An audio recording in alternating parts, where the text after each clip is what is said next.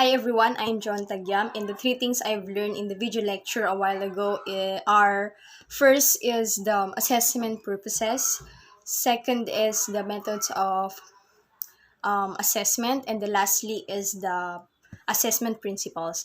Before that, I learned that the assessment is the process of collecting informations of the child's or the student's strengths and their needs. For me, assessment is assessing the children's on what they have learned in the class and also their weaknesses.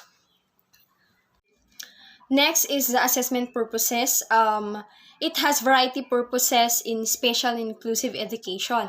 The initial definition is definitely serve as the purpose of placement after identified.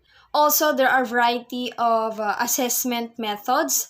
It covers the interviews, the observations, checklists, and also the um, checklists and interviews, observation, checklists, and also the tests. Next, we have the methods of assessment. First, we have tests. Test is the assessment tool to ensure that the results are valid or reliable. Um, the test is have a types. We have the norm reference test, and also we have the criterion reference test.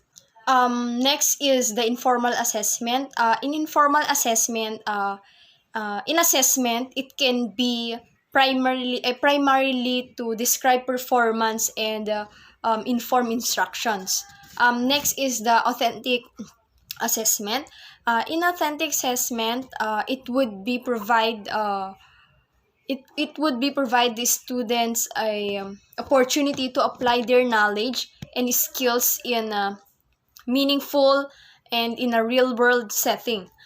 For example, in authentic assessment, the teacher would give a authentic performance, just like a, for example, uh, the basic steps in folk dance. The teacher must demonstrate the dances, the basic dance in the folk dance. Lastly is the assessment principles. In principles, the participants of the significant people in the life of the child or the student are really matters. It should be reliable, valid, authentic, objective, and practical.